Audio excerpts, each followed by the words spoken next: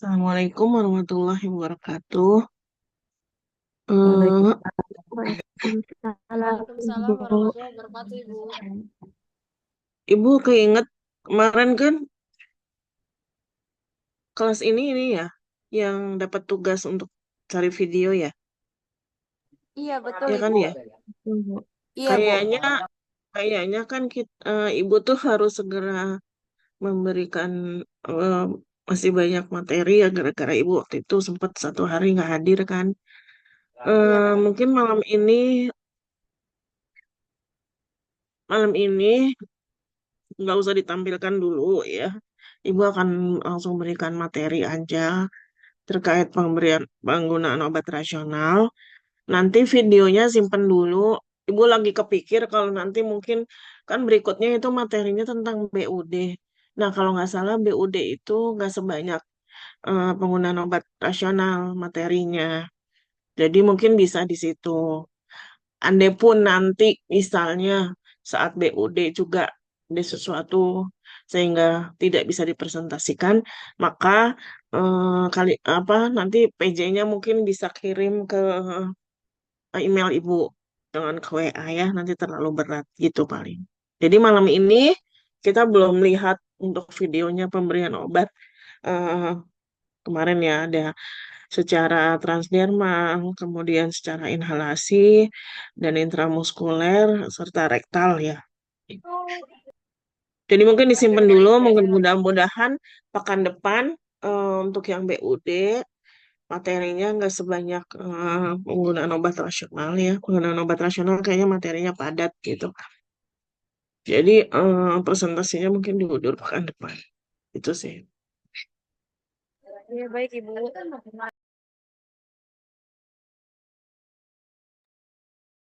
Oke, ini 27 berarti 25 ya. Tadi ada yang 23, 10 ya. Oke deh. Baik ya.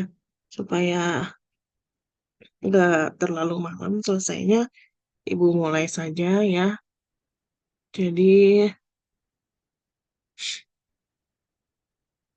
pekan ini kita akan sama-sama bahas untuk penggunaan obat rasional. Penggunaan obat rasional ya.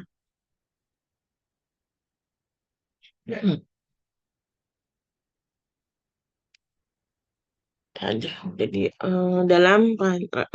dalam rangka sebagai tugas kita yaitu dalam asuhan ke farmasiat ya. Peran kita seperti apa dalam pemberian obat rasional. Nah, pemberian obat rasional itu memang bukan jadi tanggung jawab kita semata ya, tapi di situ kita cukup dominan juga ya. Jadi mungkin bariernya pertama mungkin dokter dulu yang meresepkan ya. Kemudian apa kita yang menerima resepnya. Nah, kita bisa melakukan supaya obat itu bisa diberikan ke pasien itu sebagai obat yang rasional gitu ya. Jadi memang bukan tugas kita saja semata ya. Baik, jadi diharapkan setelah mempelajari kita sama-sama mempelajari penggunaan obat rasional ini ya, kita bisa membantu pasien ya mendapatkan terapi yang rasional terkait dengan kondisinya dia ya. Nah, nanti di dalam materi ini ada didefinisikan tentang apa sih penggunaan obat yang rasional itu seperti apa sih. Nah, kita kita sebagai seorang farmasis, maka dengan kita tahu tentang penggunaan obat rasional ini, maka kita akan berusaha di segala segi ya baik untuk di pasien rawat jalan, di pasien rawat inap, atau kita sebagai pengadaan, atau kita sebagai di gudang yang misalnya menyimpan obat ya, itu kita mengusahakan semua obat yang sampai ke pasien adalah obat yang rasional ya. Jadi kita semua tahu peran-peran kita di mana ya. Jadi tentu obat yang dikonsumsi pasien ini dengan kita tahu bahwa kita harus apa menyampaikan ke pasien obat yang rasional, tentu kita mengelola obat ini juga harus dengan sebaik-baiknya, sehingga mutunya, ya, eh, keamanannya juga terjamin. Itu ya, itu juga itu jadi tahu supaya tidak lain dan tidak bukan adalah untuk agar pasien mendapatkan obat yang mutunya terjamin, kemudian stabilitasnya juga bagus, dan obatnya masih berfungsi sesuai dengan yang di eh, ada di labelnya ya, diharapkan ya. Baik, eh, jadi salah satunya tujuan pengguna obat rasional itu adalah, ya, tadi udah Ibu sampaikan, menjamin pasien mendapatkan pengobatan yang sesuai dengan kebutuhannya, ya, untuk periode waktu yang adekuat dengan harga yang terjangkau. Jadi rasional itu ada faktor harga juga, ya, ada faktor harga. Nah, nah ini jadi apa aja sih penggunaan obat rasional itu seperti apa sih? Ya, jadi penggunaan obat yang rasional itu pertama dia tepat diagnosa, ya, tepat diagnosa. Jadi eh, dokter tentu saat ini adalah tugas dokter, ya, kita nggak campur tangan di diagnosa ini, ya, karena dia yang punya keahlian untuk mendiagnosa pasien dengan berbagai ilmunya, dengan berbagai bantuan, ya, mau periksa lab, mau periksa radiologi, mau USG, ya, itu semua bantuan-bantuan untuk dokter menegakkan diagnosa, ya. Kemudian ada juga ditekan, diraba, ya, atau menanyakan riwayat, itu semua untuk eh, salah satu upaya dokter untuk menegakkan diagnosa, ya. Mungkin pertama dokternya masih dengan data-data yang disampaikan pasien, ya, itu masih terlalu lebar, ya. Nanti untuk mempersempit diagnosa biasanya dia ada cek lab, ya. Kadang cek lab sekali aja belum cukup. Mungkin mungkin ada yang harus dicek lagi yang lain, ya. Misalnya tadinya cuma darah, mungkin ada cek yang lainnya, ya. Kemudian USG kurang, nanti CT scan atau MRI misalnya gitu. Itu untuk upaya-upaya yang dilakukan dokter untuk menegakkan diagnosa penyakit, ya. Karena sesungguhnya dokter itu kan juga seperti kita manusia biasa yang dia tahu ciri-ciri atau tanda-tanda suatu penyakit, tapi untuk memastikannya itu dia butuh bantuan, ya, butuh bantuan alat, butuh bantuan pemeriksaan yang lainnya, ya. Nah, dapat dibayangkan kalau diagnosanya salah, tentu pasien akan menerima obat yang salah juga, ya. Jadi eh, memang kita nggak bercampur tangan dalam diagnosa, tapi kalau dirawat inap, ya, kalau pasien rawat jalan kita cuma tinggal lihat pasien ini misalnya diare, ya udah kita diare, terus nanti paling kita bisa tanya ada demamnya ibu, gitu kan. Kalau ada, ini ibu obat demamnya, gitu ya. Bisa kita seperti itu, kita bisa tanya. Tapi kalau dirawat inap, kita kan rekam medis kita bisa buka juga, dan kita bisa lihat juga hasil pemeriksaannya. Bisa lihat apa-apa yang sudah dilakukan dokter, sehingga kita bisa juga membantu untuk pengobatan pasien, ya, seperti itu. Kemudian tepat indikasi, tentu setelah ditegakkan diagnosa, maka dokter akan meresepkan obat, ya. Obat ini ya harus sesuai dengan diagnosa tadi, indikasinya harus sesuai. Kalau pasien memang mengalami infeksi bakteri, ya harus diberi antibiotik.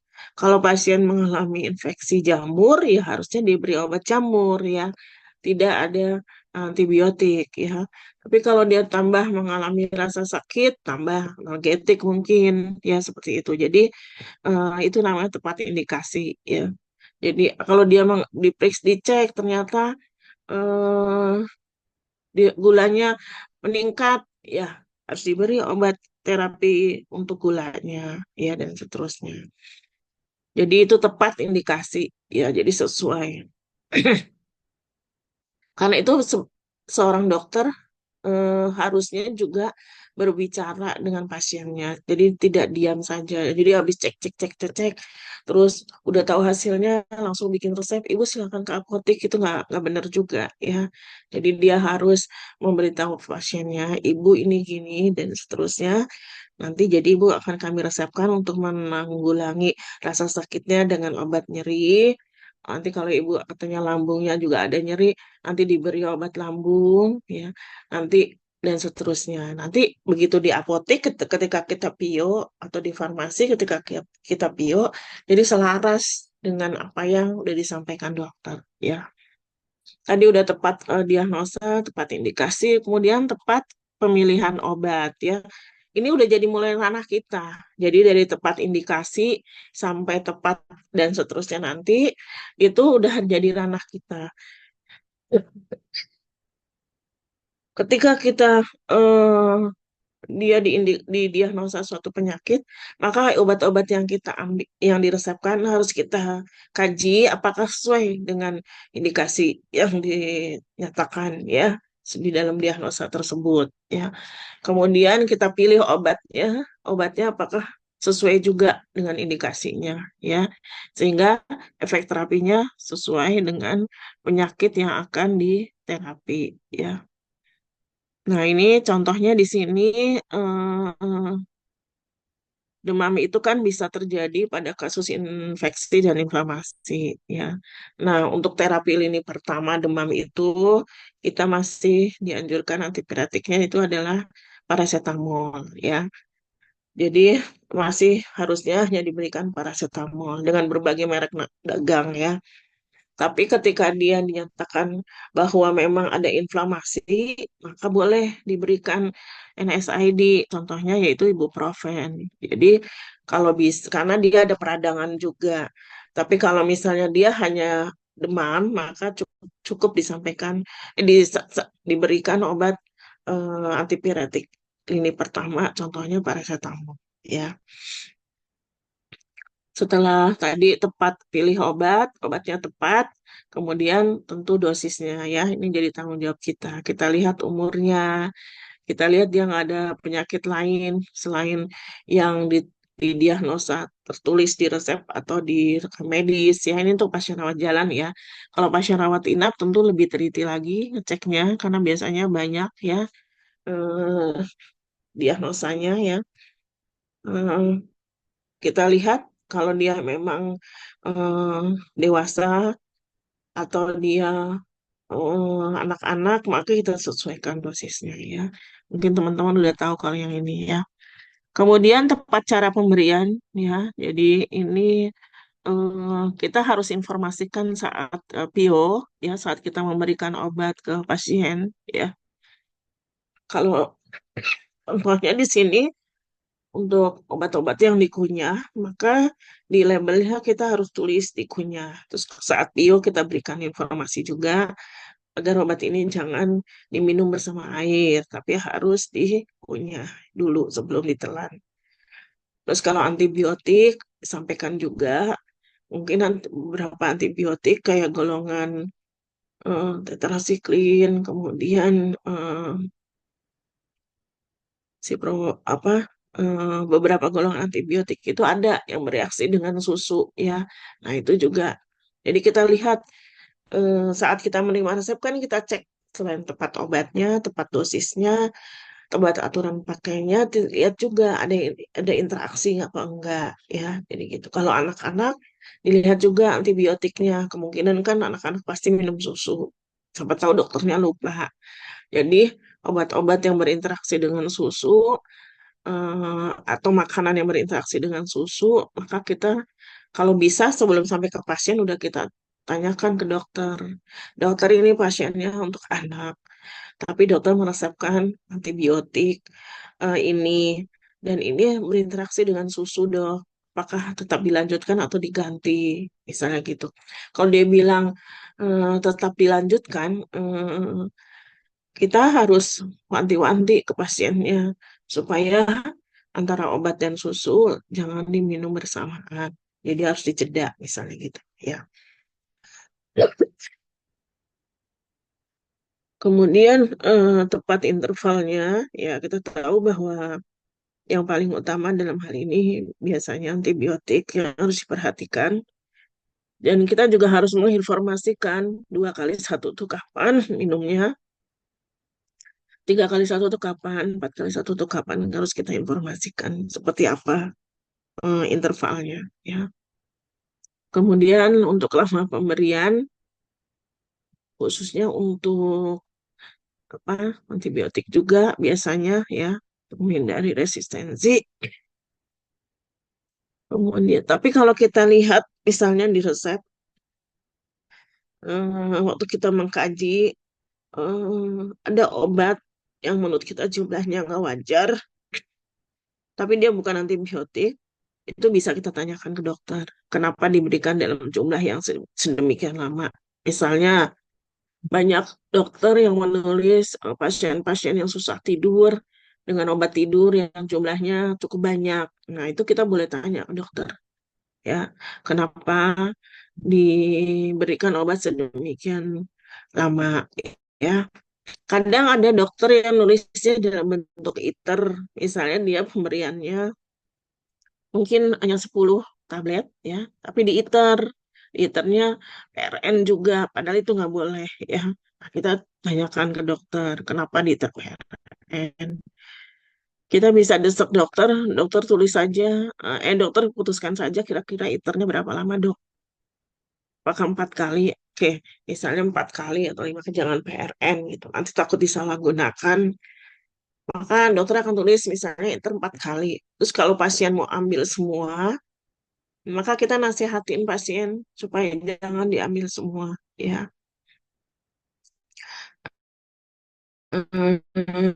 Kita sampaikan efek samping obat tidur ini.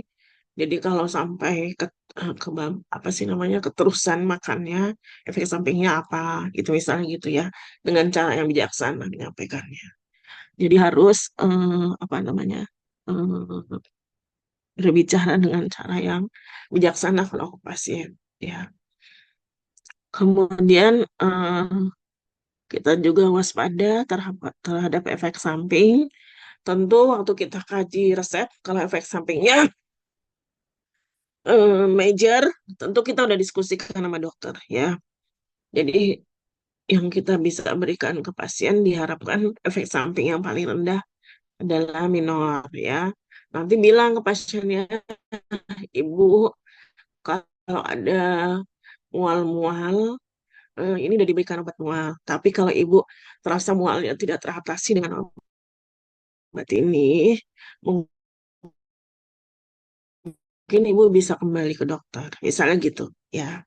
Jadi harus sampaikan ke pasien seperti itu ya. Ini di slide ini contohnya yang lain. Jadi teman-teman jadi punya gambaran banyak ya terkait dengan waspada terhadap efek samping ya.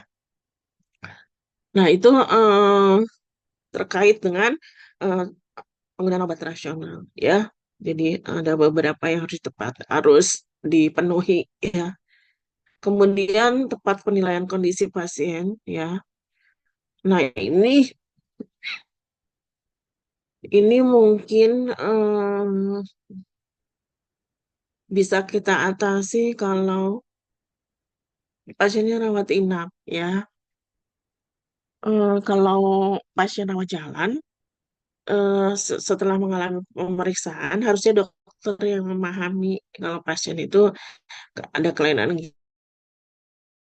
ginjal kah atau kelainan hati kah ya misalnya. Nanti kalau ada kelainan ginjal atau hati, ada gangguan ginjal atau hati, dokter harus tulis di rekam medis ya. Jadi farmasi bisa tahu kalau dia udah rekam medisnya online, misalnya gitu ya. Memang kalau nggak online agak sulit, jadi farmasi nggak tahu eh, gangguan-gangguan pada pasien. Tapi kalau dirawat inap, wajib tahu ya. Jadi ini bisa dalam kendali kita juga ya.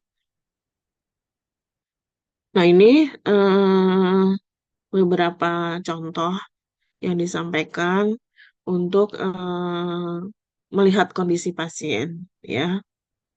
Jadi kalau misalnya pasien diberikan obat asma, kita tahu, tapi dia diberikan beta blocker juga. Pasti ini kalau dilihat di literatur, dia akan berinteraksi major ya. Jadi harus hati-hati ya. Kemudian contoh-contoh yang lainnya, nanti teman-teman bisa baca ya untuk melengkapi ya. Mungkin beberapa juga udah pernah ketemu kasus-kasus seperti ini ya.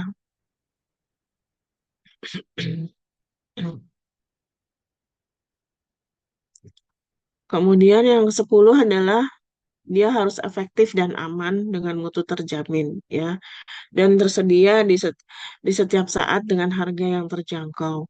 Ya, ini salah satu unsur yang agak sulit ya dipenuhi ya. Kalau yang tadi 1 sampai 9 itu sebenarnya tinggal kita ada kita mau nggak mengkajinya. Ya, biasanya di lapangan seperti itu, masalah-masalah yang terjadi. Nah, biasanya untuk menekankan teman-teman di lapangan supaya mau melakukan ini, maka dibuat SPO. Dibuat SPO supaya ini dilakukan. Dan apa aja yang dikaji ya untuk memenuhi penggunaan obat rasional ya. Misalnya dikaji tadi tepat indikasi, tepat obat, tepat dosis, tepat pemberian, dan seterusnya. Itu dituangkan dalam bentuk SPO supaya semua staf sama melakukannya. Jadi jangan ada yang gitu terima obat, terima resep, langsung dikerjain tanpa dicek, misalnya gitu. Nah, itu nggak boleh ya. Nah, cuma yang ini harus efektif, aman, dan mutu terjamin, serta tersedia setiap sahabat dengan harga yang terjangkau. Nah, ini agak sulit mendefinisikannya ya, serta tersedia di setiap saat dengan harga yang terjangkau. Nah, kalau yang harus efektif, aman, dan mutu terjamin, tentu ini dalam proses kita menyimpan obat ya. Efektif tadi kita udah pilih obat, tepat obat, tepat dosis ya, dan sebagainya kita itu efektif ya setelah kita melakukan pengkajian atau review resep ya. Aman, tentu kita pilih kan tadi waktu pengkajian juga ada yang di aman buat pasien, memang itu obat untuk dia gitu ya, sesuai indikasi, sesuai dosisnya, sesuai aturan pakainya, dan seterusnya.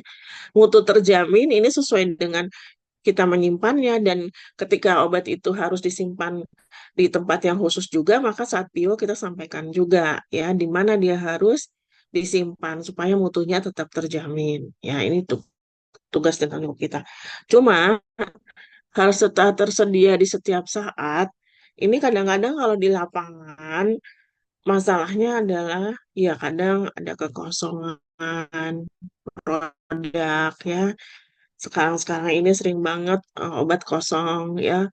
Kemudian jadi produsen obat tuh dalam tanda kutip kewalahan memenuhi kebutuhan rumah sakit atau fasilitas pelayanan kesehatan yang lainnya, dari mulai klinik, puskesmas, ya, apotek, dan rumah sakit untuk seluruh Indonesia. Ya, jadi kadang nggak tersedia, akibatnya cari yang lain dari pabrik yang lain dan harganya berbeda ya. Harga terjangkau ini kan cukup relatif ya.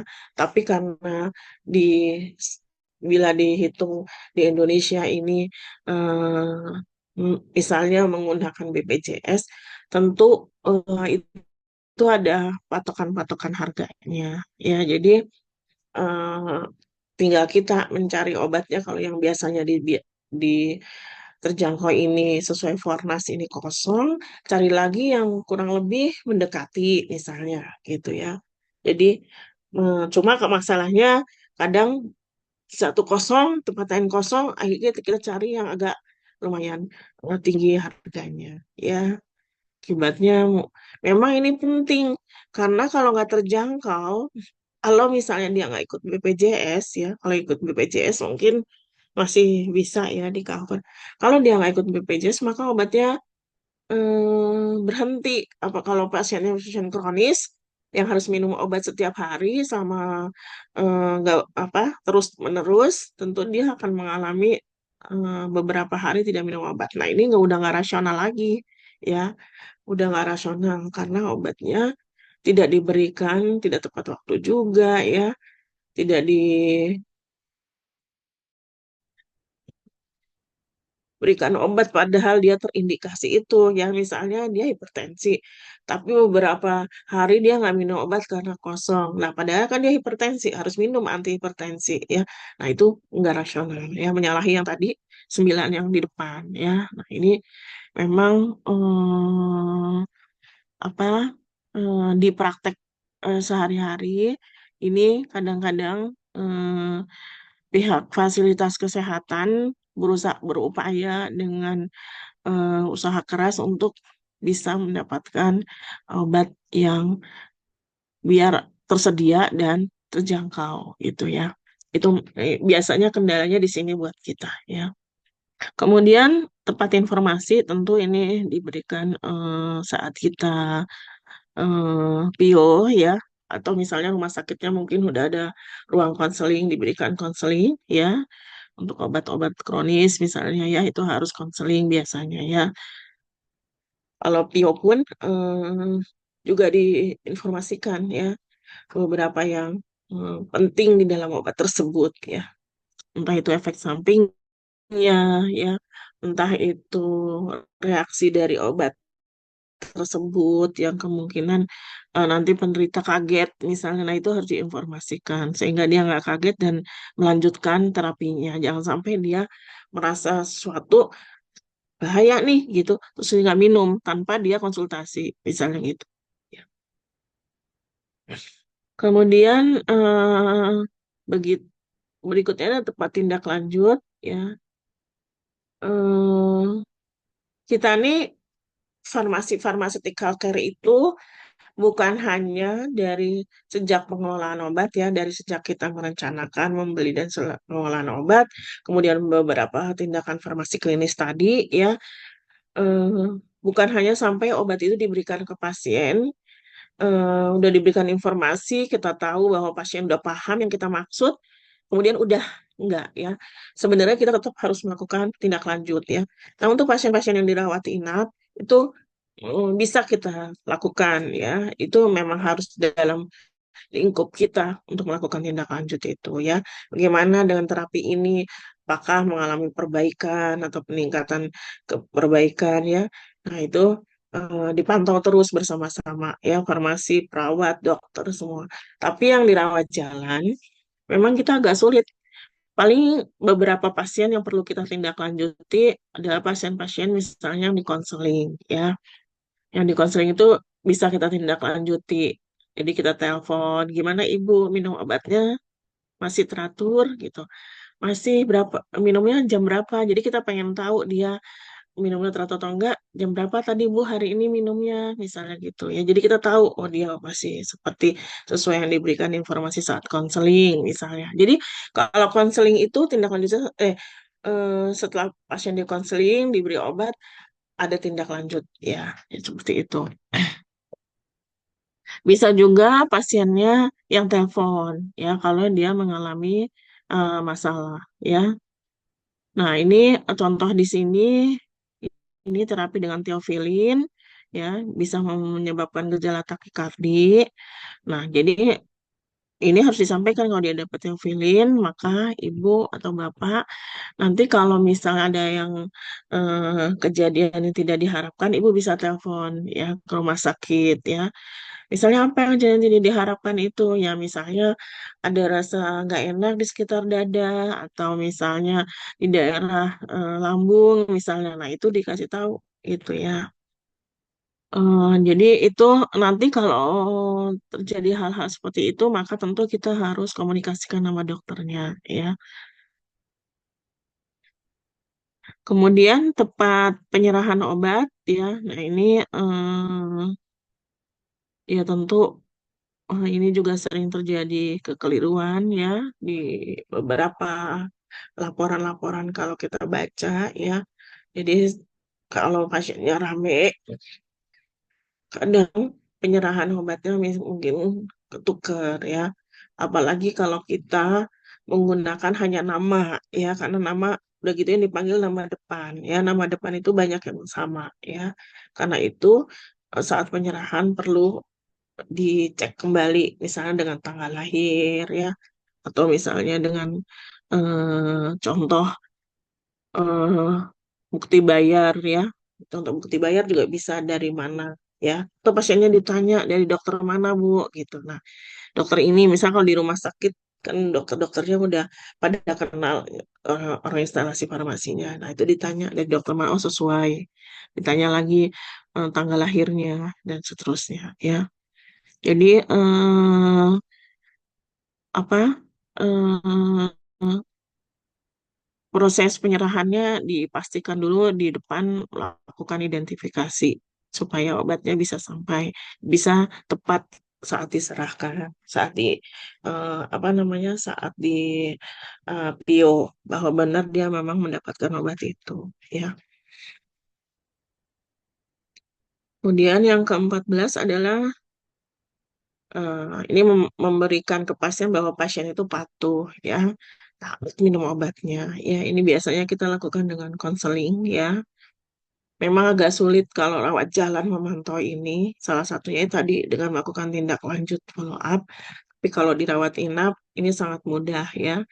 Sangat mudah lihat dari catatan perawat, misalnya pasien tidak minum obat pagi hari karena perutnya mual, misalnya. Itu bisa kita lihat. Nah, nanti kita datengin pasien, kasih nasihat, misalnya gitu. Nah, ini biasanya kalau untuk rawat jalan, misalnya, itu bisa terjadi kalau obatnya banyak ya. Jadi dia udah enek duluan ngelihatnya ya. Nah, ini frekuensinya itu, misal kalau obatnya banyak, beraneka ragam. Ada yang 3 kali 1, ada yang 2 kali 1, ada yang harus minum siang hari, apalagi harus ada yang dijeda 2 jam. Aduh, ya, jadi sulit ya. Pasien kadang merasa diribetin dengan eh, frekuensi pemberian obat ini ya. Akibatnya kadang juga dia nggak patuh ya. Apalagi kalau misalnya tidak diberi informasi ya, kalau kita lalai dalam memberi informasi, nah ini bikin pasien nggak patuh. Apalagi kalau gejalanya dia udah ngerasa enak ya. Bisa-bisa antibiotik cuma diminum sehari dua, harusnya 3 kali 1, 2 kali 1 ya. Kemudian udahlah 2 hari aja kayaknya udah enak nih gitu ya. Nggak diminum lagi, misalnya gitu ya.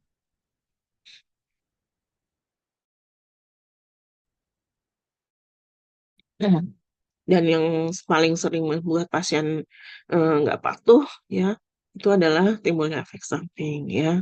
Yang paling sering adalah mual ya atau sakit di lambung. Nah ini biasanya emang bikin pasien jadi tidak patuh dalam minum obat. Nah ini pasien-pasien kayak gini biasanya jadi prioritas untuk konseling ya.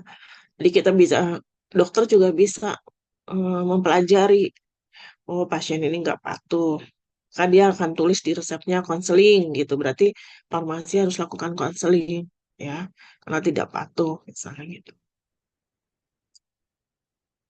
Nah, ini secara garis besarnya bila digambarkan dengan diagram. Jadi inilah penggunaan obat yang rasional ya.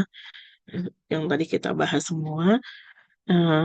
Ada 6 tepat, kemudian semuanya juga harus mengacu pada waspada efek samping, kepatuhan pasien, dan harga terjangkau. Ya, mungkin sampai sini teman-teman ada yang mau ditanyakan, silakan.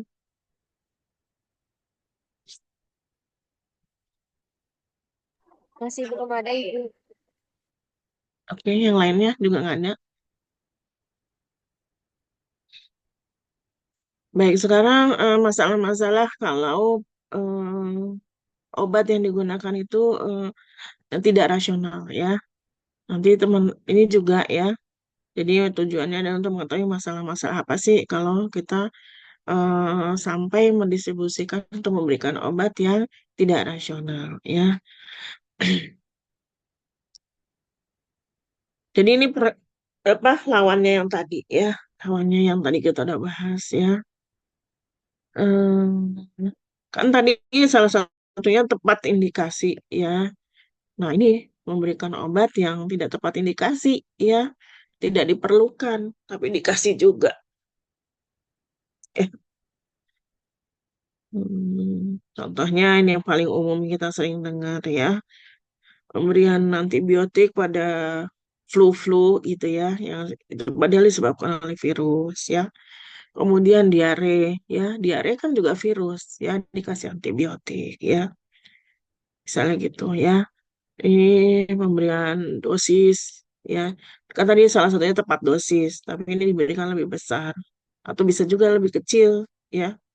Jadi lawannya yang tadi obat rasional ya. Dan atau sebaliknya bisa juga kurang ya. Eh, ini tidak tepat lama pemberian. Tadi kan salah satunya ada tidak tepat lama pemberian ya. Contohnya pemberian antibiotik misalnya. Ya cuma 3 hari ya. Tidak memberikan oralit pada anak yang jelas menderita diare. Malah diberikan antibiotik misalnya ya. Ini contoh-contohnya ya. Jadi ini justru kurang eh, dokter meresepkan obatnya kurang. Padahal diagnosanya udah jelas ya. Kemudian multiple prescribing ya. Jadi udahlah diberikan. Eh, ini biasanya terjadi pada pasien anak untuk contohnya ini ya. Jadi obat antibiotik itu kan pemakaiannya udah kita tahu dia restriktif apa pemakaiannya waktunya ya. Tapi dia dicampur dengan obat-obat yang tidak restriktif ya, tidak boleh. Misalnya kayak paracetamol, tentu kan dia mau anti nyeri, mau analgetik. Ketika udah turun panasnya, udah turun rasa nyerinya, tentu nggak perlu diberikan. Tapi digabung dengan amoxicillin, sehingga terus harus diberikan, misalnya gitu ya. Ini semua contoh-contoh yang di sini yang ini obat-obat ini semuanya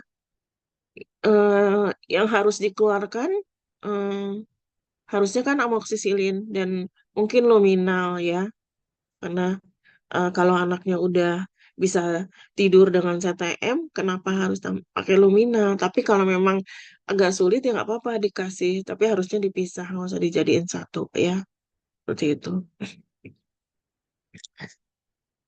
Eh, nah, resepan salah ya. Eh, Ini contoh-contoh tidak tepat obat berarti ya. Berlawanan dengan tidak tepat obat ya. Jadi sebenarnya ini bisa dicegah. Dokter mungkin bisa salah, tapi farmasinya tahu ya. Jadi harus diinfokan ke dokter, kemudian bersama-sama mendiskusikan penggantinya ya. Kemudian berikutnya adalah contoh ketidakrasional berikutnya untuk persiapan yang salah, tidak tepat indikasi ya. Dia harusnya tidak tepat obat juga. Dia diberikan laboransia ya untuk supaya nafsu makan. Padahal untuk anak-anak kan untuk nafsu makan harusnya nggak usah langsung obat ya. Bisa diberikan mungkin perbaikan gizi atau model-model makanan yang menarik ya dan lain sebagainya. Ya, malah ini harusnya ke dokter gizi untuk meningkatkan nafsu makannya ya. Ya, jadi tidak tepat indikasi juga ya.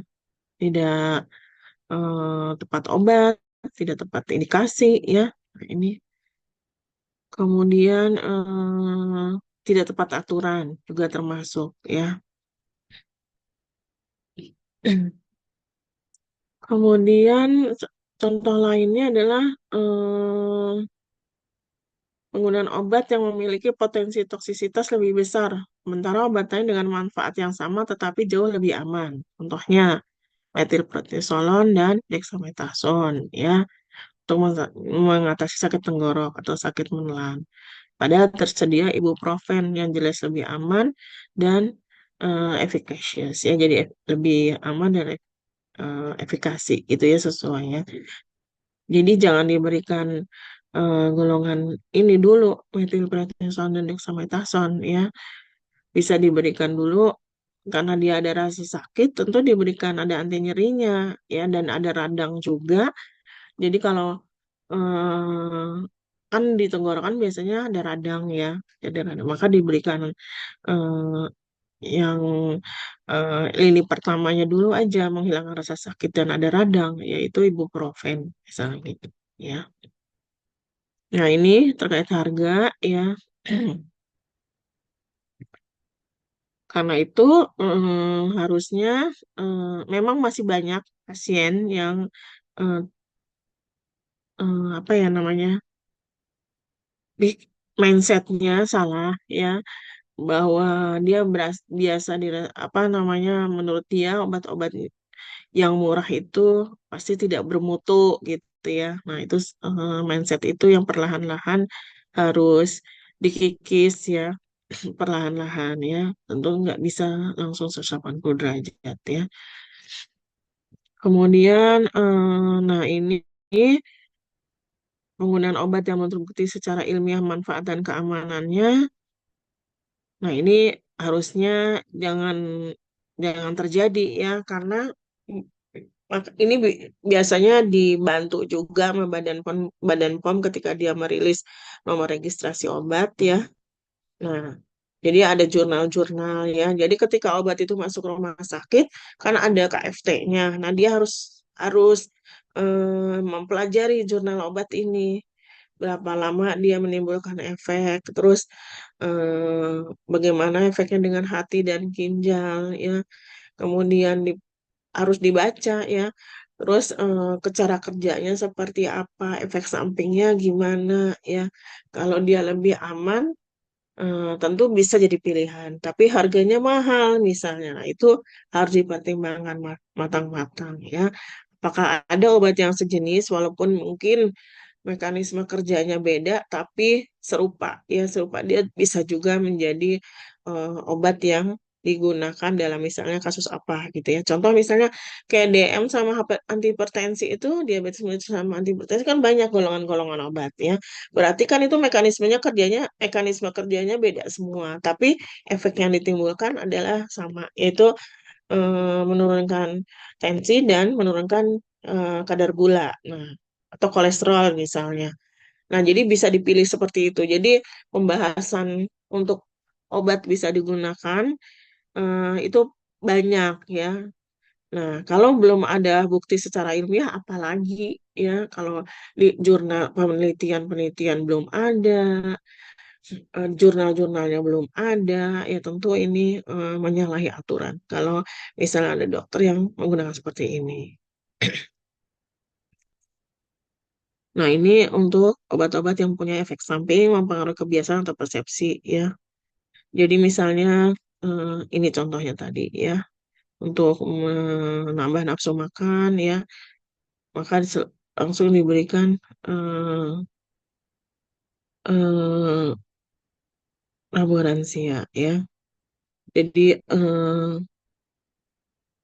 padahal nggak harus seperti ini. Nah, ini mungkin karena pasiennya itu ketemu dokter, nggak sampai ke farmasi, ya berarti dokter juga harus membantu menjelaskan. Tapi kalau dia ambil obat ke farmasi, maka farmasi harus diskusi dulu sama dokternya sebelum menyerahkan obat tersebut.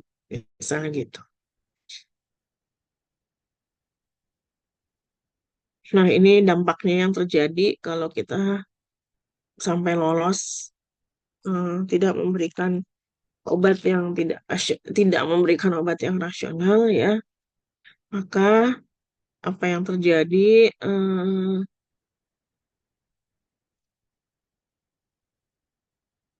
baik mutu pengobatan dan pelayanan ya. Kita bisa baca sekarang mutu pengobatan di Indonesia seperti apa ya.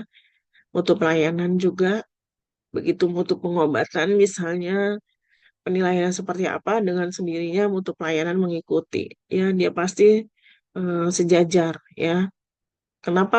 Eh, karena kita tadi untuk rasional itu sebagian besar peran kita ya.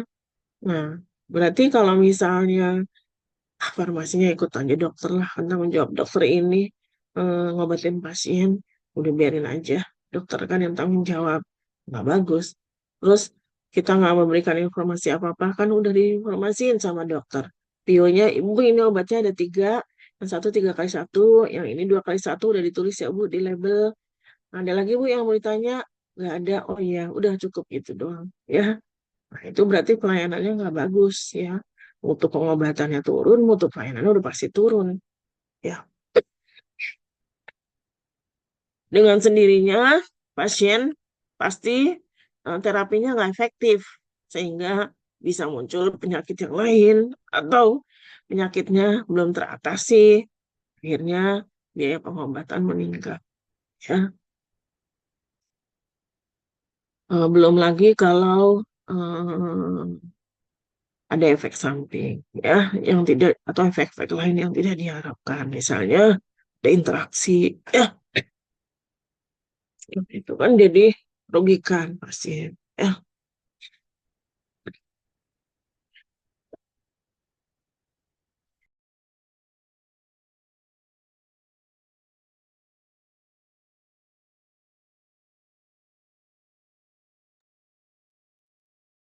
Nah, apalagi kalau penggunaan obat itu yang harusnya misalnya obatnya cukuplah 7 hari atau cukup dalam satu cure misalnya untuk obat anti nyeri atau anti radangnya 5 hari ya tapi diberikannya berlebih ya diberikan banyak-banyak ya. Nah, ini jadi akibatnya tidak ketersediaan jadi mengkhawatirkan ya. Dan dampak psikososialnya juga ya terhadap si apa penderitanya ya. Nah, ini ya tadi udah Ibu sampaikan ya. Di sini ada contoh-contohnya ya. Untuk diare yang malah diberikan antibiotik dan injeksi, nggak diberikan obat ya. Nggak diberikan oralit ya. Itu juga untuk flu ya, pilek ya, yang ISPA non pneumonia dia kan virus tapi diberikan antibiotik juga ya. Ini tidak ada em, kita ya itu tadi yang ibu bilang udah dokter yang tulis biarin aja kan tanggung jawab dokter kalau terjadi apa-apa ya. Nah, ini yang harus kita perbaiki ya. Kalau dokternya salah kita ingatkan dokter ini tertulis dokter menulis di diagnosa eh, apa ISPA non pneumonia. Dokter kan memberikan antibiotik. Eh, itu kenapa ya dok? Gitu tanya. Kalau dia bilang, enggak itu karena dicurigai ada infeksi bakteri. Kalau begitu dokter, mohon di diagnosanya jangan tulis ISPA non pneumonia.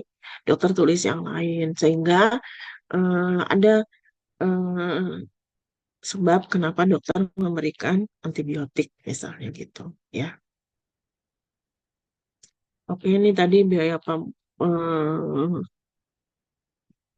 pengobatan yang meningkat ya. Hmm, yang udah Ibu sampaikan juga contoh-contohnya. Nanti teman-teman tetap baca ya. Nah, ini untuk efek samping dan efek lain yang tidak diharapkan ya. Nah, ini beberapa data ya. Risiko terjadinya penurunan penyakit ya meningkat pada penggunaan injeksi yang tidak lega artis. Misalnya satu jarum suntik digunakan untuk lebih dari satu pasien. Kemudian tentu eh, tentu ini contoh ini eh,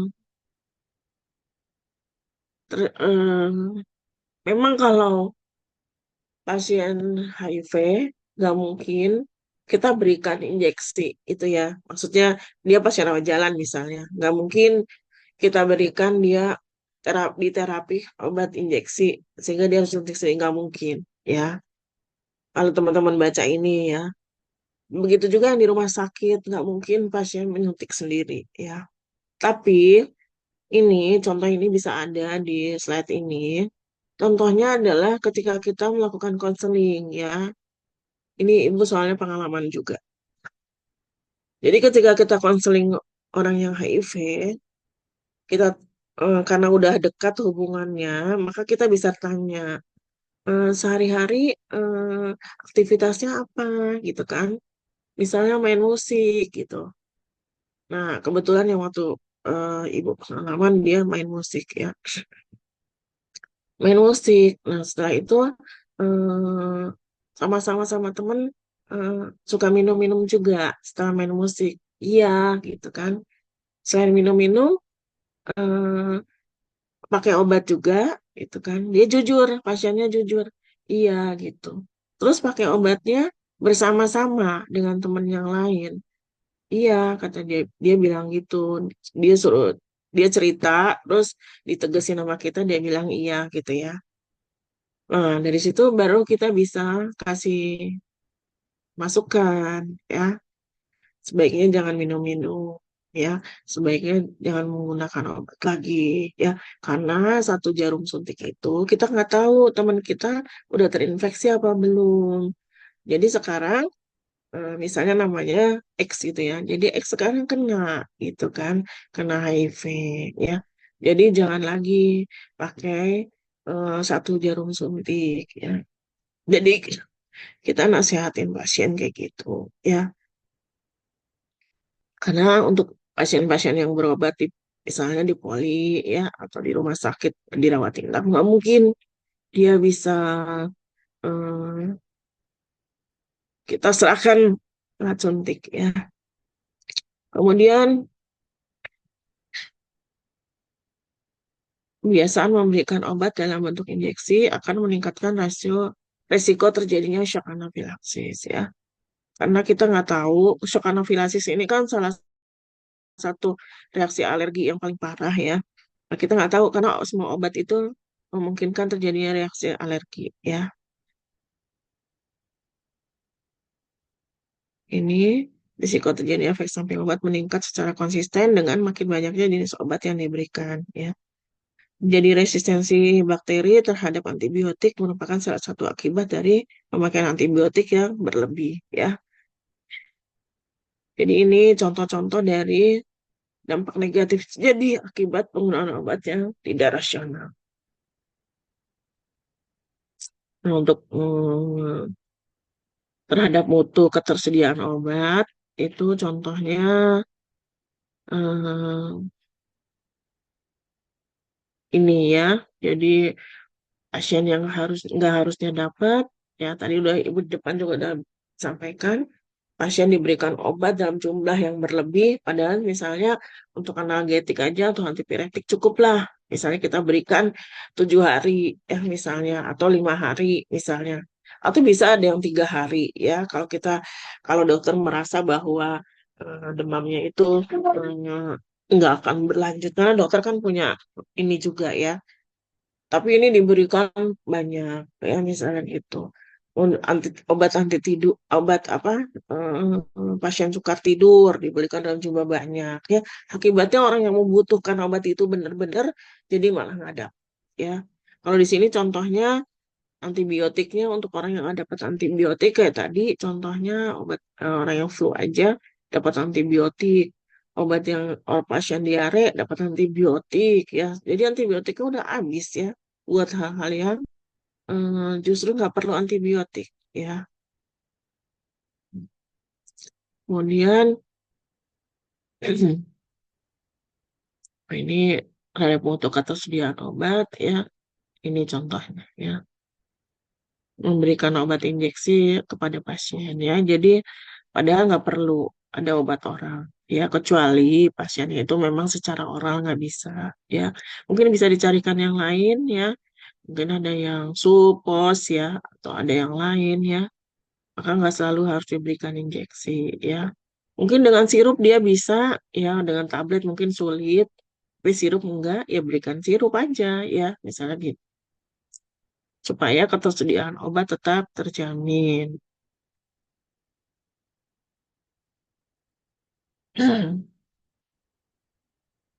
Ini eh, dampak pemberian injeksi ya. Nanti dibaca ya. Mungkin sampai sini teman-teman ada yang mau ditanyakan, mungkin silakan. Jadi dampak-dampak negatif ya kalau kita memberikan obat yang tidak rasional.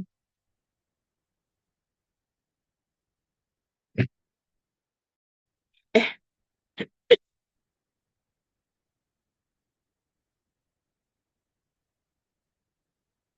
mungkin ada yang mau cerita pengalaman, silahkan. Mungkin pernah ketemu tidak rasional seperti apa ya, akibatnya bagaimana. Mungkin ada yang mau berbagi, silahkan. Gantian atau ngomongnya, boleh cerita.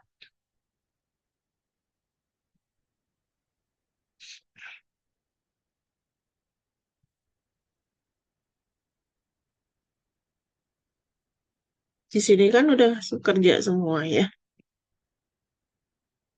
hampir sebagian besar.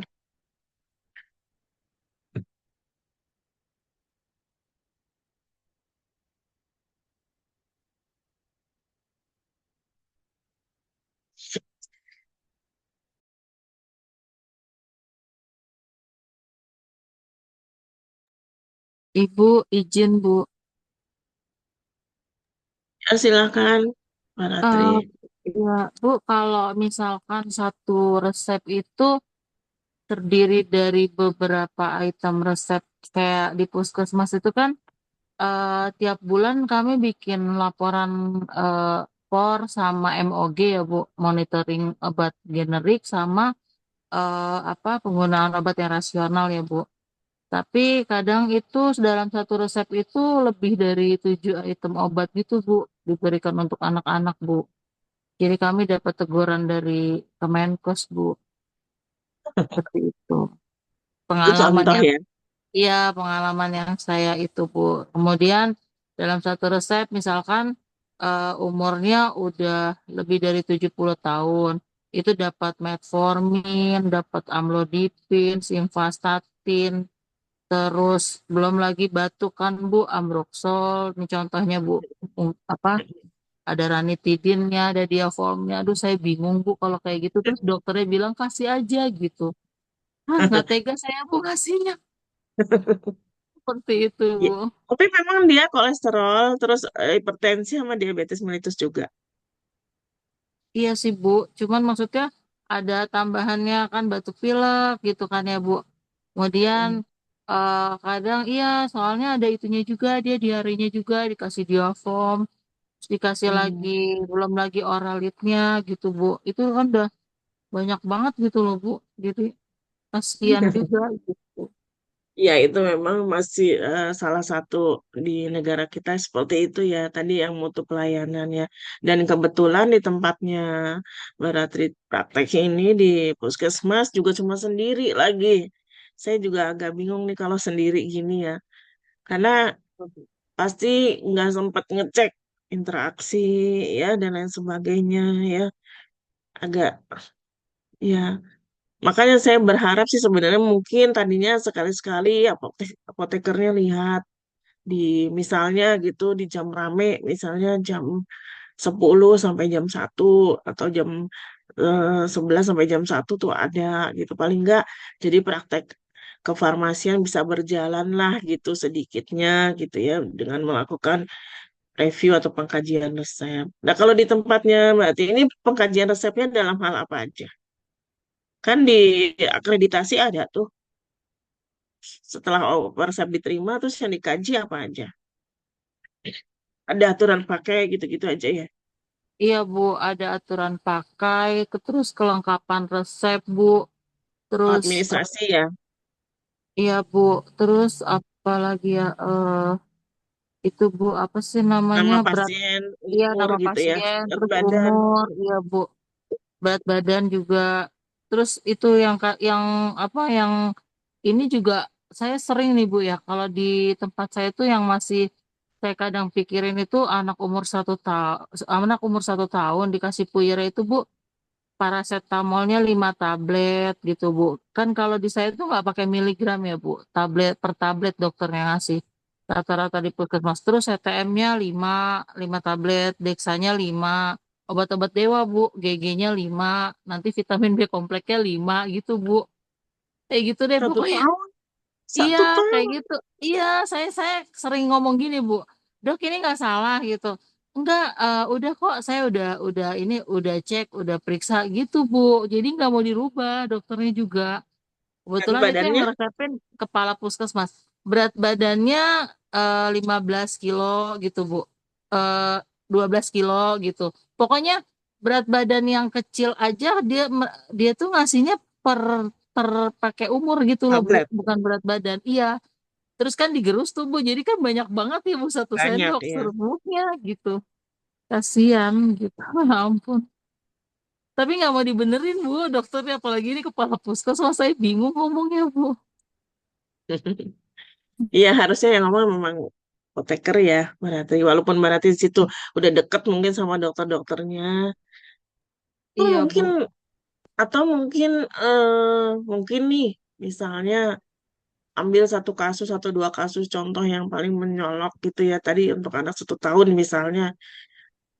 Kalau ada lagi acara mungkin makan-makan gitu atau apa tapi lagi nggak praktek gitu, nah mungkin dokter itu kalau saya lihat kok dosisnya untuk anak 1 tahun berat badan berapa sekian ya dok, nggak kebesaran ya dok gitu.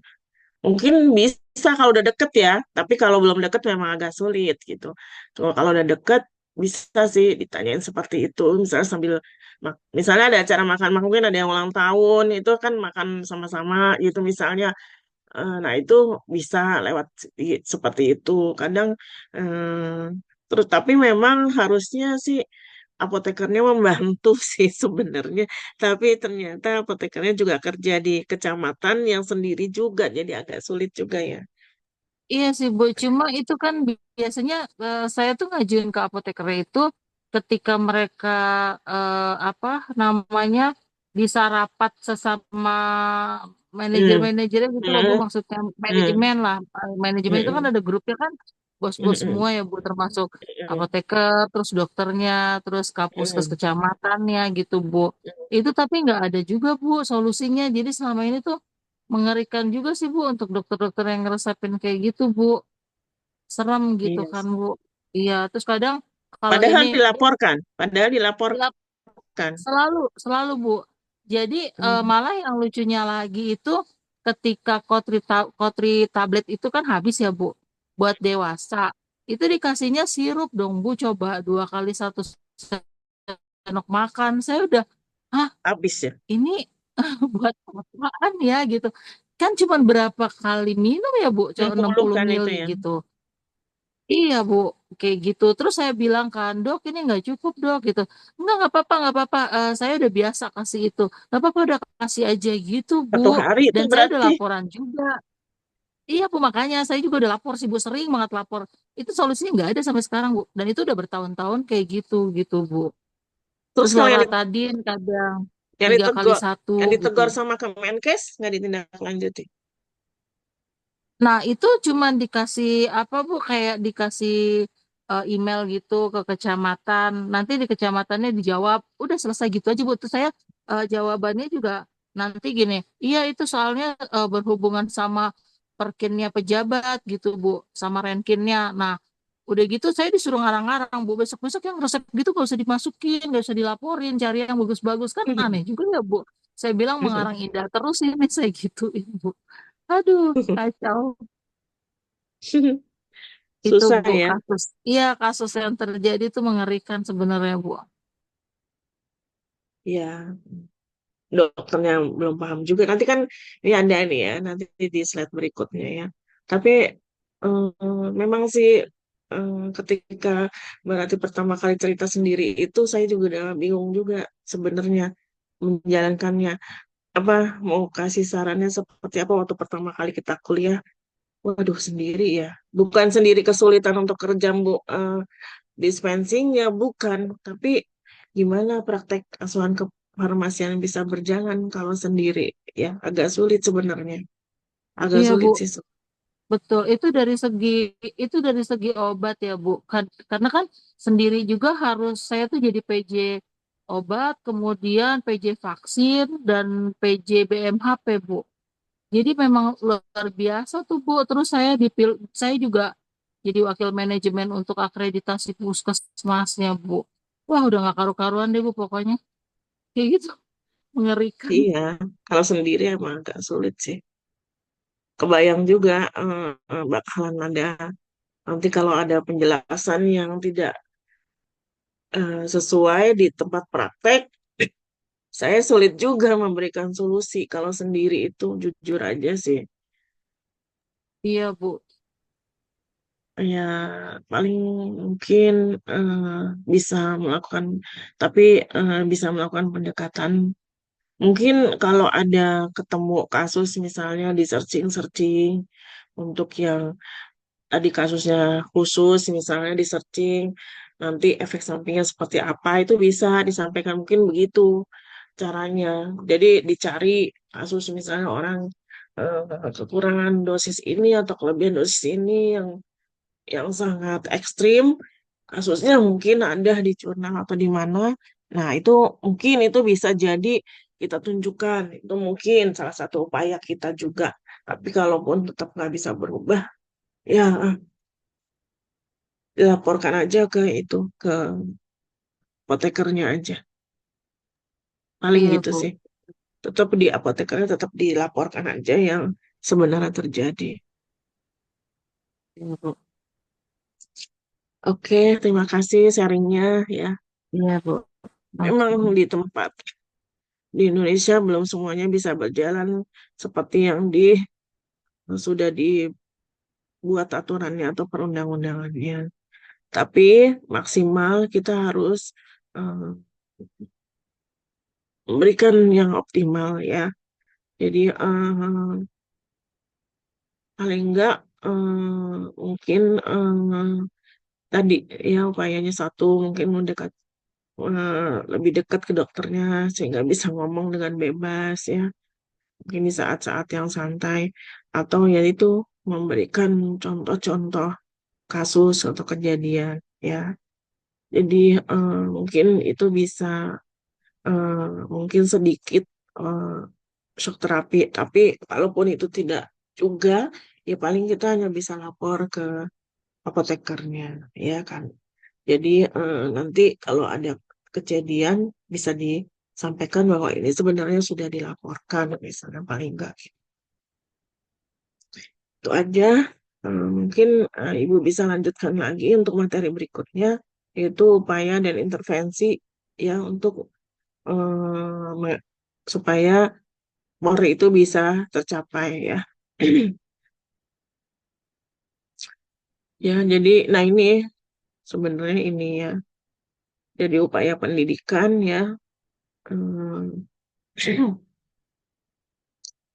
ini biasanya ya ya dokter, ya kita juga ya. Jadi tapi yang intinya kita di tempat praktek jangan sampai kelas sama dokter ya. Tetap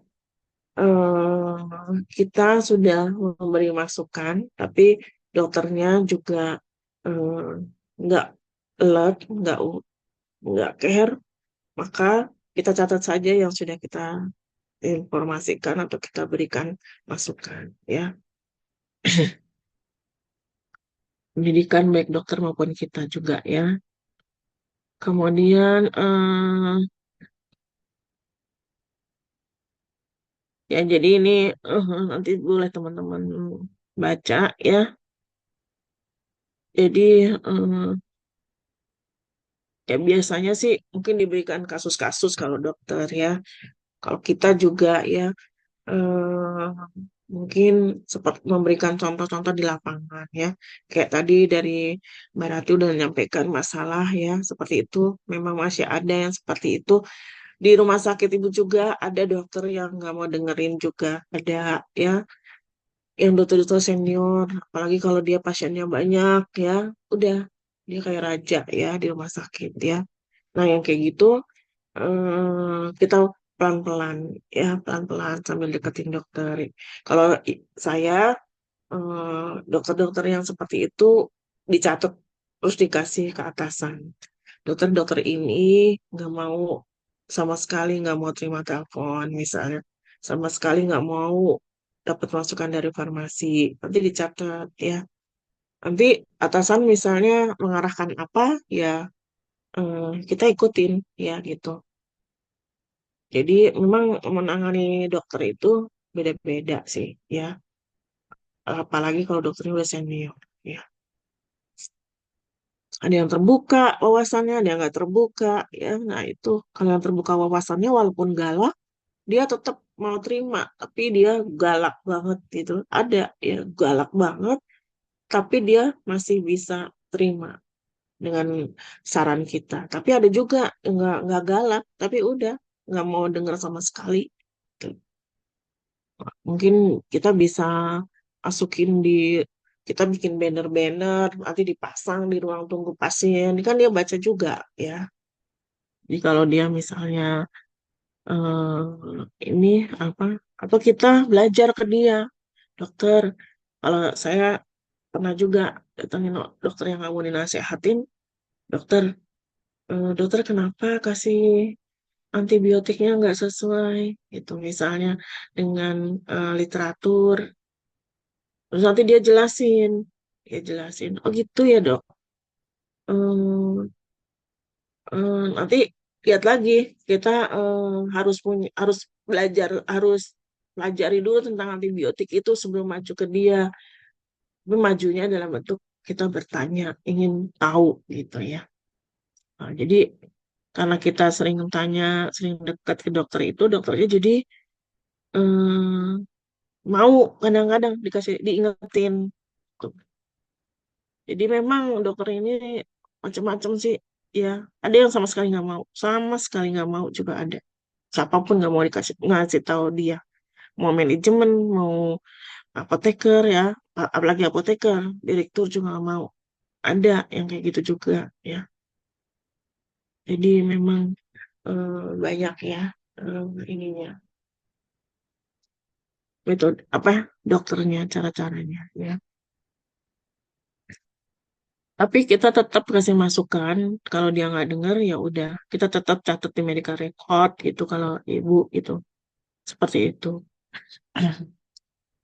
Ini manajerial ya, jadi memang manajerial strategis untuk praktek penggunaan obat ya. Ini LPO Puskesmas ya laporan penggunaan laporan pemakaian obat apa kalau nggak salah. Mungkin berarti lebih tahu juga ya. Jadi ini dengan dari laporan ini bisa tahu ya. Kemudian perbaikan sistem supply juga ya. Eh, jadi ini diatur oleh negara, oleh undang-undang. Jadi untuk tingkat yang seperti apa, maka obat yang tersedia yang esensial saja, misalnya gitu ya. Dan harganya terjangkau. Dilihat di masyarakat sekitar situ ya. Kemudian upaya manajerial berikutnya adalah eh, ada apa tuh kalau di akreditasi selain formularium ada apa namanya jadi kalau penyakitnya A maka dia ada panduan klinisnya untuk menangani A itu. Jadi semua dokter harus sama. Jadi dibuat gitu. Itu supaya dokter tidak lain itu adalah upaya manajemen untuk supaya dokter sama tindakannya ketika misalnya pasien sakit tipes maka obat yang diberikan ini gitu. Jadi ya obat pasien dengan kehamilan normal maka obat yang diberikan ini. Jadi sama semua. Jadi ikutin praktek panduan klinis tersebut. Nah, itu cara manajerial juga untuk mengatur dokter supaya nggak semena-mena beli obat ya. Ini di KFT juga berperan untuk memilih obat ya. Itu upaya-upaya manajerial ya. Dan menjadi timbangan juga di KFT dan di ketika membuat praktek panduan klinis itu adalah harga tentu ya. Melihat masyarakat di sekitarnya.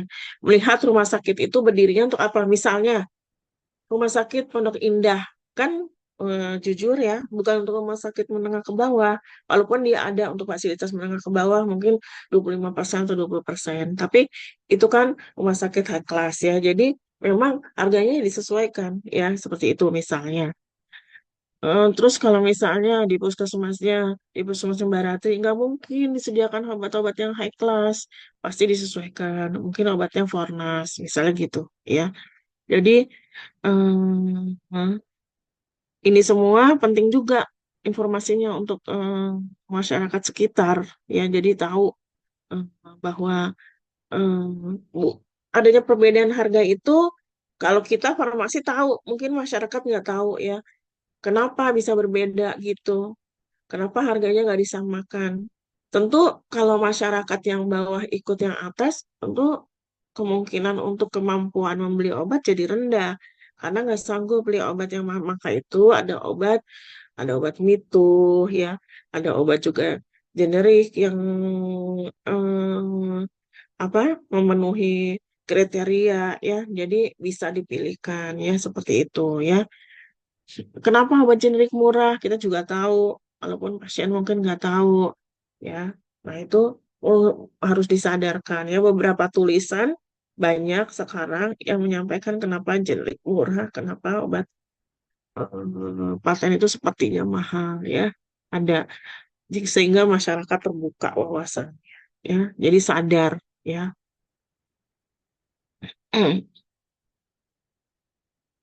Ya, ini untuk pengaturan pembiayaan dengan cost sharing. Sekarang kalau kita di rumah sakit atau di puskesmas ada BPJS, misalnya ya, ada inasi bijis gitu-gitu ya. Kemudian intervensi regulasi ya, dengan peraturan-peraturan ya. Ini kan dengan di tahap manajerial, di edukasi, ini di membuat regulasi ya. Jadi ini negara yang harus mengatur ya. Karena kita kan secara nasional Eh, makanya Kementerian Kesehatan selalu dapat dana APBN itu untuk obat ya dan lain sebagainya. Itu udah dipelajari dari tahun 5 tahun misalnya gitu ya udah dipelajari pengobatan di Indonesia ya. Jadi eh, dibuatlah suatu regulasi ya. Jadi agar obat terjangkau sampai masyarakat yang eh, di pelosok-pelosok ya.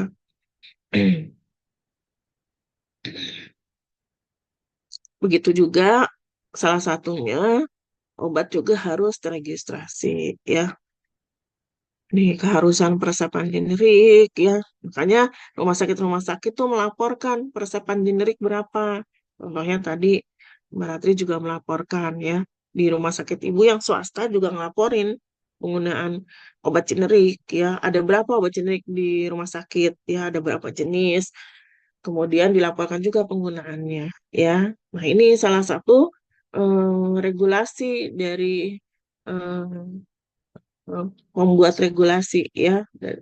Jadi itu maksudnya untuk supaya obat tuh kontinuitasnya terjamin, mutunya ya semuanya terjamin. Kemudian menetapkan ya daftar obat esensial nasional ya. Ini dari pihak regulasi juga ya. Buat ketentuan-ketentuannya ya seperti apa penggunaan obat esensial nasional. Kemudian, nah untuk regulasi yang di rumah sakit dibuat kan intervensi regulasi itu bisa di negara, bisa juga di rumah sakitnya masing-masing. Nah itu dibuat formularium. Tapi formularium juga diatur oleh PMK 72 juga diatur ya. Jadi ini ditetapkan ya bahwa harus tersedia di rumah sakit dan fasilitas kesehatan lainnya itu formularium harus tersedia ya. Jadi ini semua intervensi oleh regulatori ya. Kemudian ini untuk formularium obat nanti silakan teman-teman baca ya. Kemudian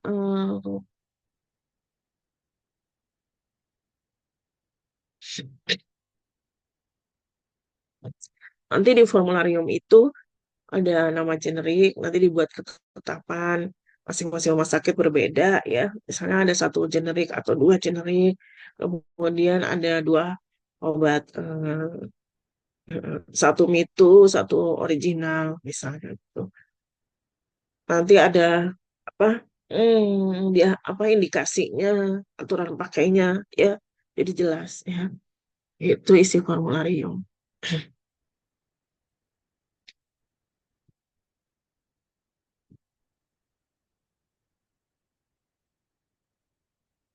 Ya, jadi kalau di sini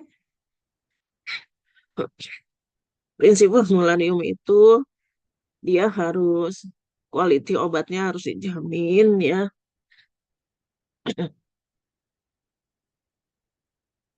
Kualitinya ya harus terjamin yang terbaik ya. Tergantung masing-masing rumah sakit, pusatnya apa dan lain sebagainya, apakah umum dan sebagainya. Kemudian kontrolnya juga ada untuk mengontrol ya juga obat-obat di rumah sakit. Kemudian ada juga edukasi juga ya di dalam formularium ada edukasi dan formularium itu juga harus mengedukasi juga untuk para praktisi dan farmasi ya. Kemudian ada protection juga untuk perlindungan dan ada safety-nya juga untuk keamanan pasien ya. Protection untuk rumah sakitnya, protection untuk dokternya juga, protection untuk farmasi, protection untuk semuanya yang terlibat dalam penanganan pasien ya dan pasiennya dapat safety juga, dapat quality yang terbaik juga ya. Itu prinsip dari formularium obat. Kemudian dengan memberikan informasi ya baik informasi untuk pasien dan masyarakat ataupun provider. Kemudian untuk untuk pasien atau masyarakat ini tujuannya adalah untuk mendidik ya, bisa lewat leaflet, bisa lewat TV di ruang-ruang tunggu ya dan lain sebagainya. Bisa juga di online, bisa juga di media cetak ya dan banyak ya. Dari para pembuat regulasi ini upaya untuk mendidik masyarakat.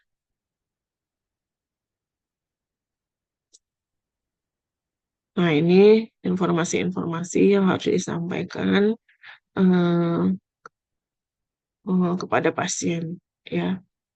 Ditetapkanlah contohnya penyakit yang diderita ini biasanya dokter yang menjelaskan jenis dan obat yang diberikan ini biasa kita yang lakukan ya. Kemudian cara preventif kita ya. Risiko efek samping ini bisa dokter, bisa kita ya. Cara penanggulangan efek samping bisa dokter, bisa kita ya. Kalau dokternya komunikatif ini bisa dokter yang jelasin ya. Nah ini juga ya. Nah ini dokter yang harus memberikan. Jadi tahap pertama kita akan berikan obat ibu ini ya. Kita lihat nanti 5 hari ke depan efeknya seperti apa. Jadi atau 1 pekan seperti apa. Jadi nanti pekan depan makanya ibu harus kontrol misalnya gitu ya. Dokter yang bilang biasanya. Kemudian oh ini kalau yang ada jadi dia harus diet ya, olahraga misalnya ya untuk diabetes dan lain sebagainya. Kemudian maka itu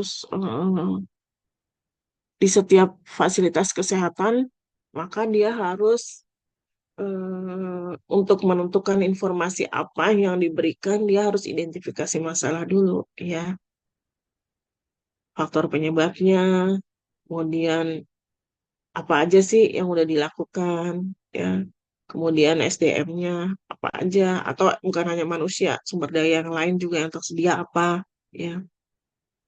Kemudian dari tadi kan udah banyak yang dilakukan tapi nggak berhasil, tentukan lagi intervensi-intervensi yang apa yang mau dilakukan, maka pilih yang paling dulu, nggak mungkin semuanya, pilih dulu ya, lakukan kemudian monitor ya, itu upaya-upaya untuk eh, mencegah supaya pasien tidak menerima obat yang tidak rasional, ya.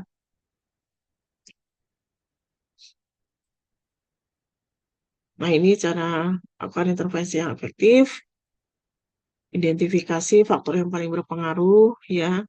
Di, jadi kita bentuk tim biasanya, identifikasi, ya. Kemudian tetapkan yang paling buruk, ya.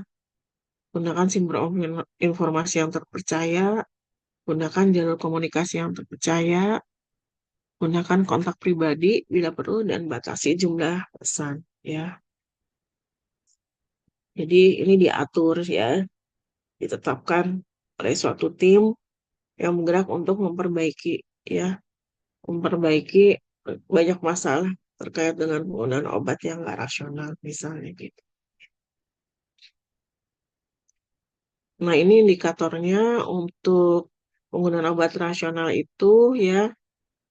Nah, ini nanti teman-teman bisa baca, intinya adalah indikator persepan, dilihat, ya.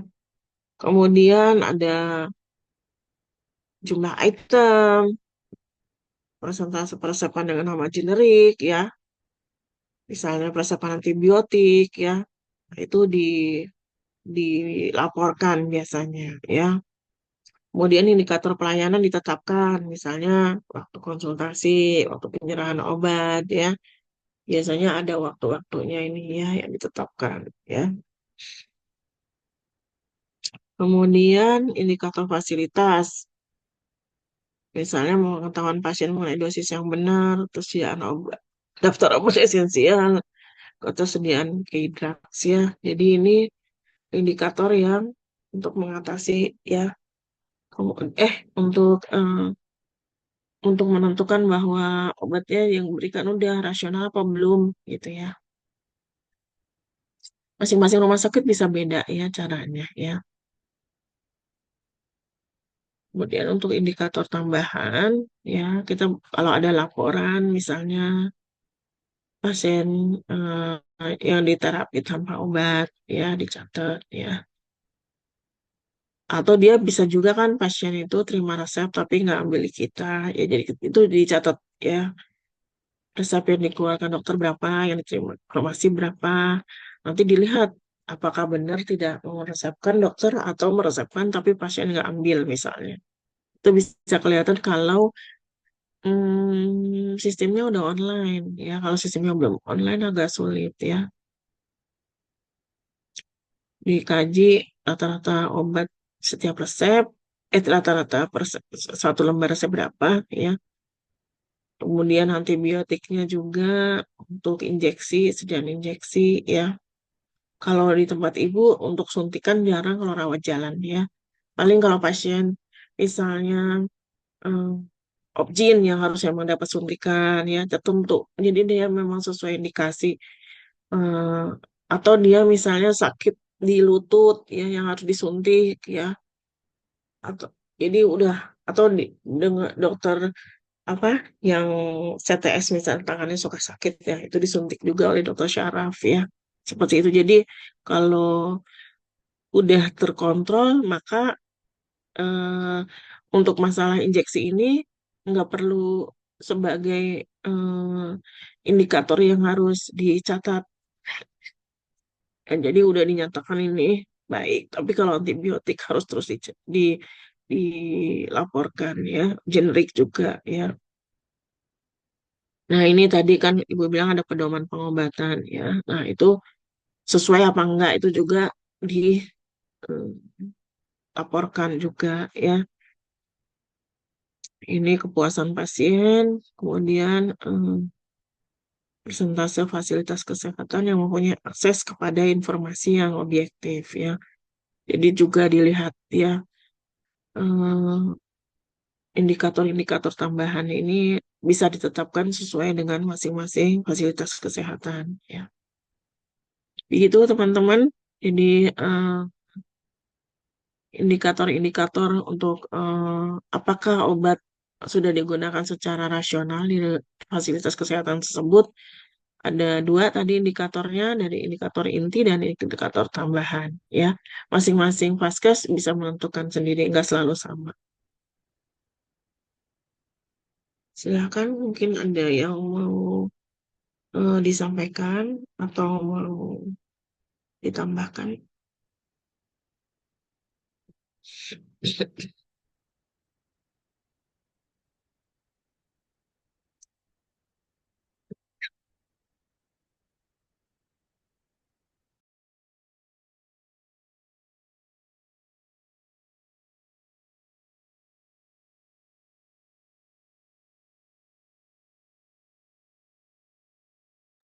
Dari saya cukup, Bu.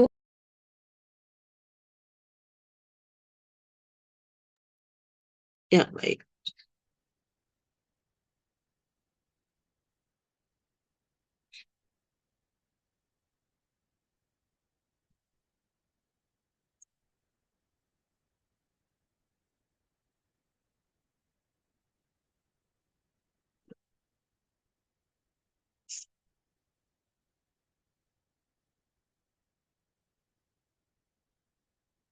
Siti Julianti ada.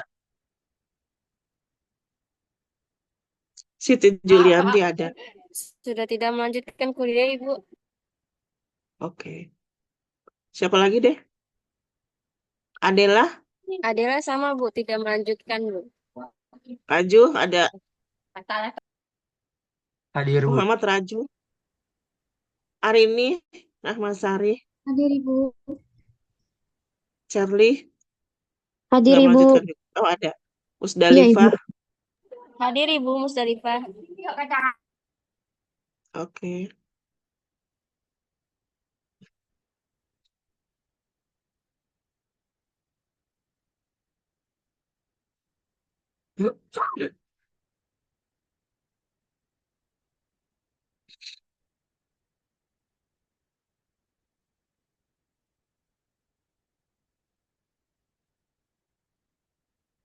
Widiawati Putri Utami, Hadir, Bu. Otviana, Hadir, Bu. Mutia, Mutia, Mutia nggak ada. Tri Tresnawati, Mutia Cecilia, tadi itu kenapa? Cecil hadir, Bu. Ibu tuh izin tadi Mutia keluar, Bu, gara-gara mental, Bu, jaringannya, Bu. Lagi nyoba Itu buat masuk lagi. ya udah Cecilia ada, Hadir, Bu, Cecil, Bu. Septiana, Septiana hadir, Bu. Maulana Ibrahim, Hadir, Bu. Vika Faradila, Hadir, Bu. Ikhwatu Nida, Ibu tidak hadir, Bu. Pinda Aprianti, Hadir, Bu. Dea Erawanti, Dea ada,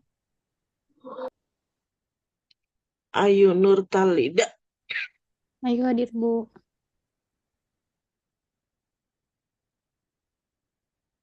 Oke, bentar ya.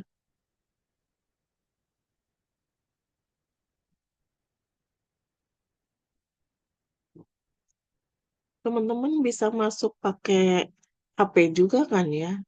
Nggak harus pakai apa namanya? Mutia, Mutia. Siapa tadi namanya? Mutia, Mutia. Nggak harus pakai laptop juga kan? Bisa pakai HP juga kan? Bisa, Bu. Dea.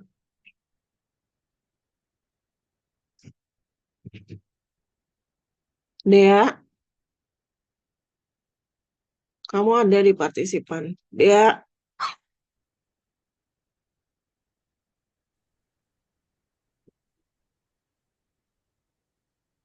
sekali lagi ya.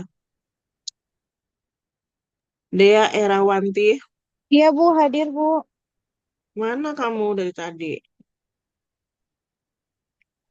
Ada, Bu. Lagi di...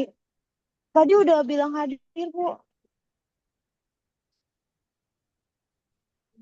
Mutia Tri Tresnawati, belum masuk juga. HP kan bisa.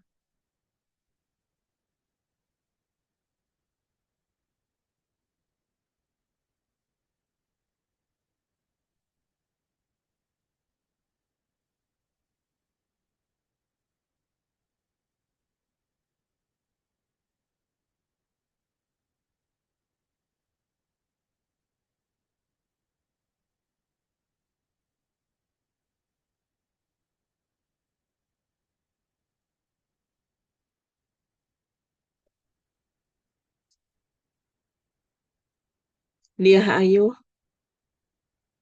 Hadir Ibu. Diah Ayu ada. Hadir Bu. Anita Rahman ada. Hadir Bu. Malakomala Hadir Sari, Bu. Muhammad Romli ada. Hadir, Bu. Muhammad Yulita, Hadir Ibu. Ravelina ada. Lulu Ilmakhun, maaf, Ilmakhnun. Hadir Lulu ada. Septi, Cuti Bu. hah? Septi Berta ya Bu. Lulu, iya. Septi Berta cuti Bu.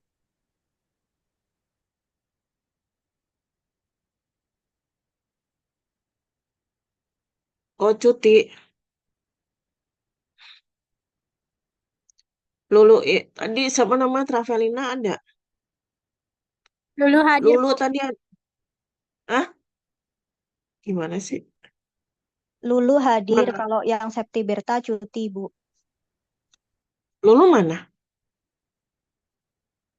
Lulu hadir Lulunya Bu. mana?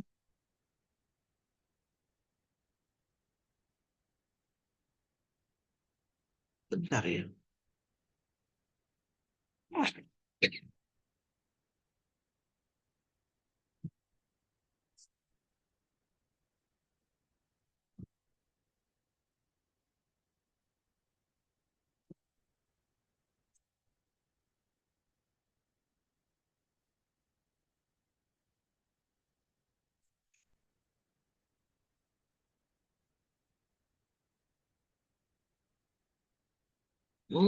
Siapa tadi?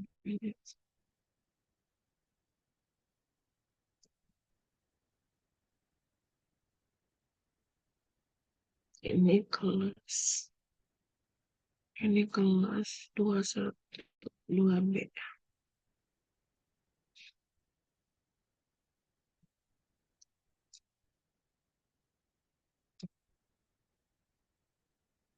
Oke.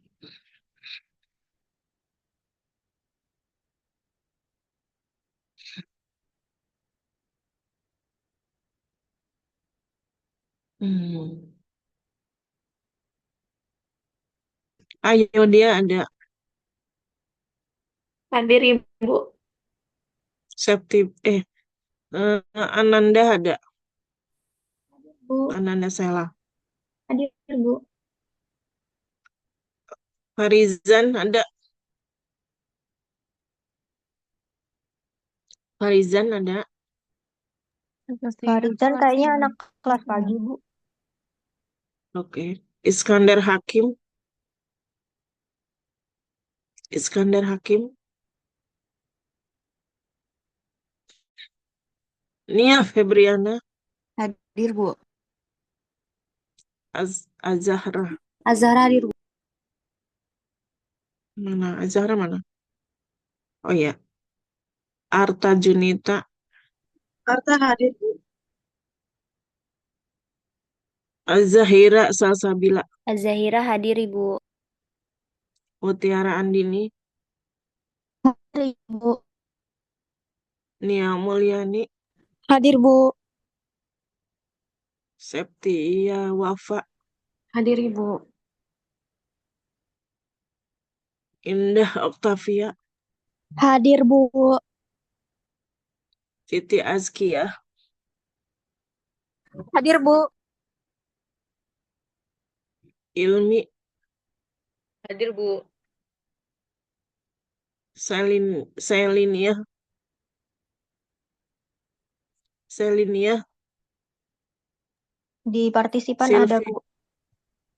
Silvi Nur Aini. Silvi hadir, Ibu. Silvi Nur Aini. Silvi hadir, Bu. Apelina hadir. Lulu. Siti Azkia.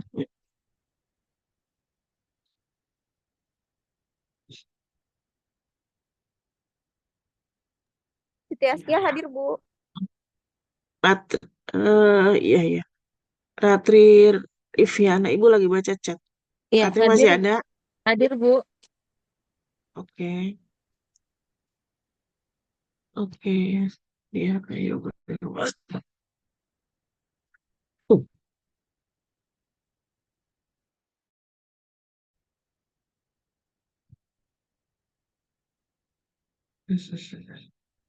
Ya, ayo. Avelina buruk jaringannya. Itu,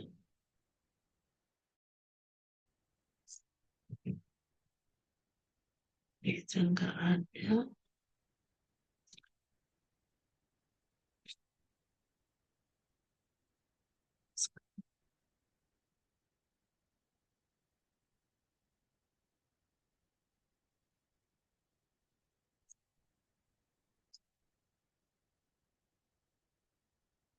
Oke ya, Ibu panggil sekali lagi yang ada di partisipannya. Dia Ayu Mas Tuti. Yang di chat Hadir, siapa Ibu. nih? Kamu kemana tadi? Sudah, Bu, sudah jawab, Bu, tadi.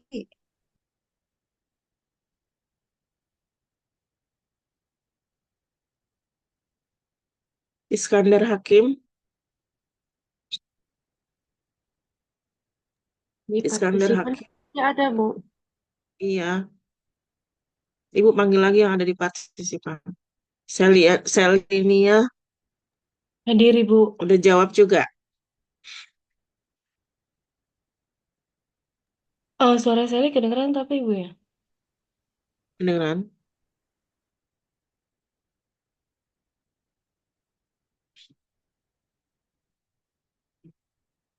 Iskandar Hakim sekali lagi.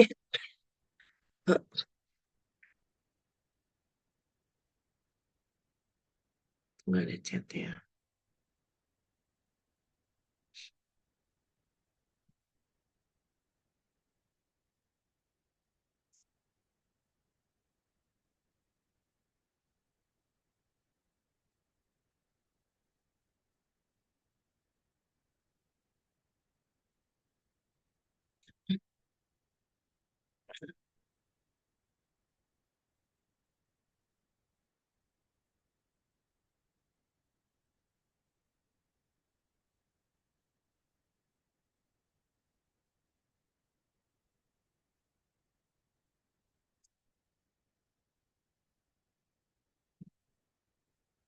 Oke, yang ini.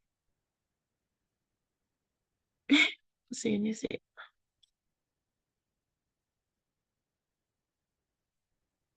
Iya, hadir.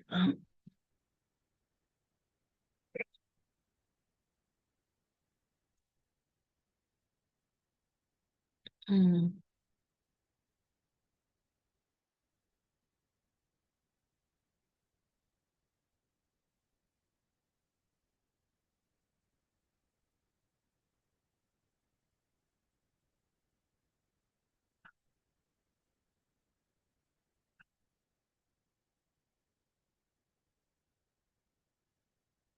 Eh, teman-teman kecuali terima kasih ya untuk kehadiran semuanya.